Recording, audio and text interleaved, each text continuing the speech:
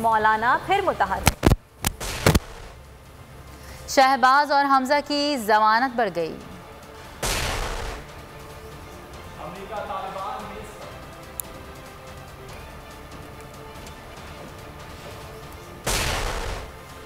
Mission Karkare group की दहशतगर्दी। Chicken rate फिर बुलंदियों पर। लेकिन सबसे पहले आपको ये बताएं कि सरबराह पीडीएम मौलाना फजलुर रहमान एक बार फिर मुतहर्रिक हो गए हैं। सेनेटर अब्दुल गफूर हैदरी से लाहौर में अहम मुलाकात हुई। मौलाना आज अपोजिशन लीडर मियां शहबाज शरीफ से भी मुलाकात करेंगे। 11 अक्टूबर को इस्लामाबाद में होने वाली पीडीएम इजलास पर बातचीत होगी।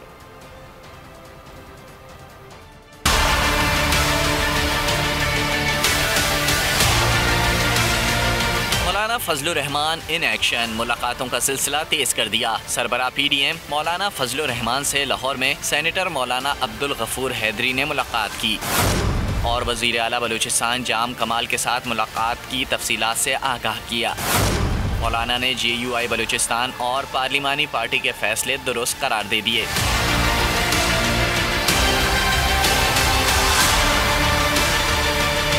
मौलाना फजलुर रहमान आज अपोजिशन लीडर मियां शहबाज शरीफ से मिलेंगे। वो लीगी रहनुमा की अयादत और सियासी उमूर पर गुफ्तगू करेंगे। मुलाकात में 11 अक्टूबर को इस्लामाबाद में होने वाले पीडीएम इजलास से मुतालिक भी बातचीत होगी। मौलाना की लाहौर में दीगर सियासी रहनुमाओं से मुलाकातों का भी इम्कान है। और लाहौर की बैंकिंग अदालत ने मनी लॉन्ड्रिंग केस में शहबाज शरीफ और हमजा शहबाज की अबूरी जमानत में 30 अक्टूबर तक तौसी कर दी। दौरान समाअत FIA के वकील ने बैंकिंग कोर्ट के दायरे इख्तियार पर एतराज़ उठा दिया, मौक़िफ़ इख्तियार किया। एंटी करप्शन के दफात की वजह से केस बैंकिंग कोर्ट में नहीं चलाया जा सकता। अदालत ने आइंदा समाअत पर दायरा इख्तियार के नुक्ते पर दलाइल तलब कर लिए।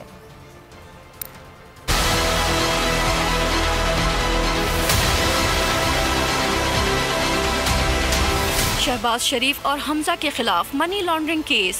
FIA ने बैंकिंग कोर्ट के दायरे इख्तियार पर एतराज उठा दिया। शहबाज शरीफ और हमजा की अबूरी जमानत में 30 अक्टूबर तक तौसी। अदालत ने आइंदा समाअत पर दायरे इख्तियार के नुक्ते पर दलाइल तलब कर लिए।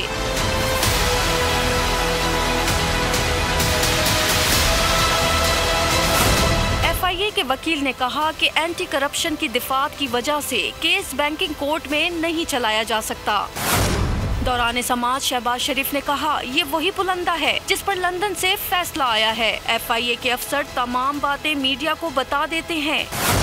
मेरे मुतालिक मीडिया में ऐसा तासुर दिया गया जैसे मैंने क्या कर दिया।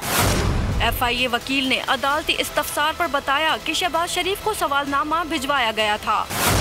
कल उन्होंने जवाब जमा कराया है। जवाबात देखकर तफ्तीश में पेशरफ्त होगी। अदालत ने प्रोसिक्यूटर को हिदायत की, अफसरान को कहें कि केस अदालत में है, अदालत को फैसला करने दें। अदालत तवक्को करेगी कि आला अदलिया के फैसले की रोशनी में शहबाज शरीफ की साख को नुकसान न पहुँचे।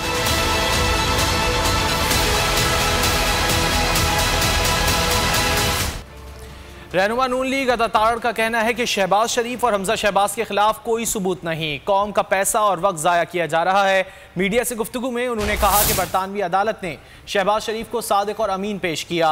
FIA का पुलंदा बरतानवी अदालत ने भी उठाकर बाहर फेंका।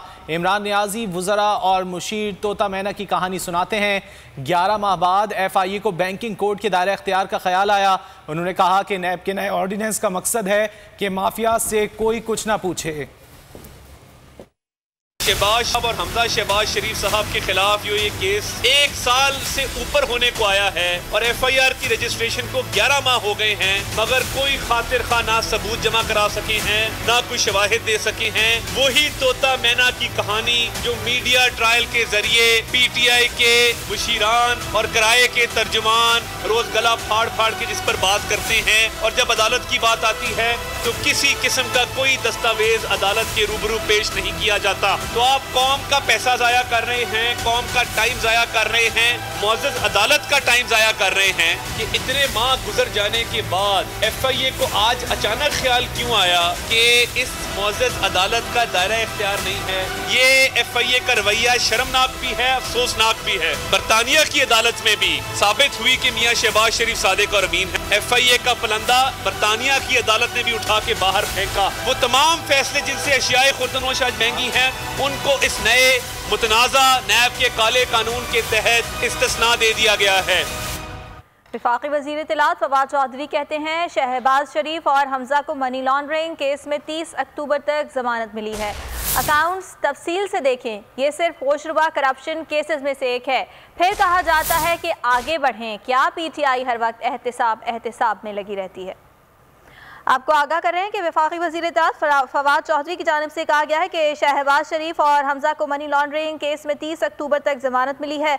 अकाउंट्स तफसील से देखें, ये सिर्फ होशरुबा करप्शन केसेस में से एक है।